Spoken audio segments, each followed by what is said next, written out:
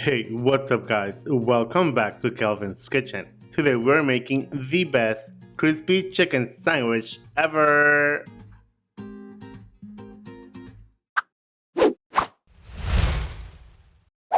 For this recipe, we're using 3 chicken breasts, boneless and skinless.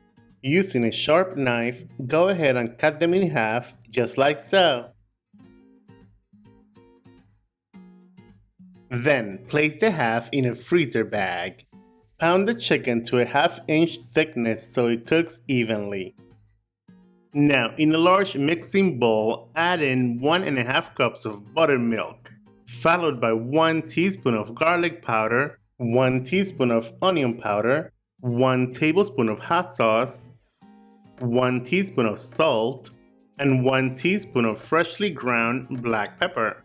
Then give that a quick mix until evenly incorporated.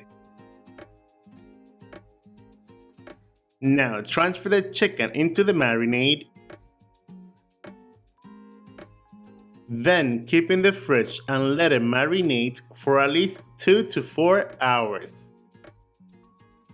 A few hours later, now in a shallow bowl, add in 1½ cups of all-purpose flour, 1 teaspoon of baking powder, 1 teaspoon of onion powder, 1 teaspoon of garlic powder, 1 teaspoon of paprika, 2 teaspoons of salt, and 1 teaspoon of freshly ground black pepper. Then whisk until thoroughly combined. Remove 1 piece of chicken from the marinade at a time and coat in the flour mixture. Ensure that every part of the chicken has been evenly coated in the seasoned flour. Once the chicken has been evenly coated, transfer onto a wire rack. Follow the same process with the rest of the chicken. Now, using a Dutch oven, heat up about 2 inches of vegetable oil to 350 degrees Fahrenheit.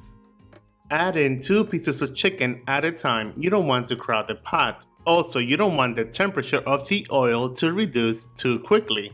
And to get it super crispy, dredge the chicken one last time into the seasoned flour right before frying. Place the chicken into the oil one by one. Cook 3 to 4 minutes on the first side or until browned and crispy. Then flip and cook for another 2 to 3 minutes.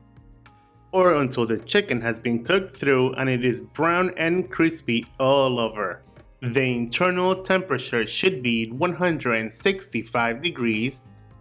Once the chicken has been cooked, transfer onto a clean wire rack. Ensure that the temperature of the oil remains at 300 to 325 degrees.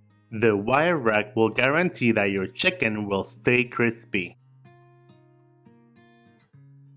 Now, lightly butter your buns and toast. To your toasted buns, add mayo on both sides. To build up the sandwich, the first layer would be pickles, followed by lettuce and tomato. Place the fried chicken on top of the tomato. You may top it off with cheese if you love cheese, like me. And now you are ready to eat.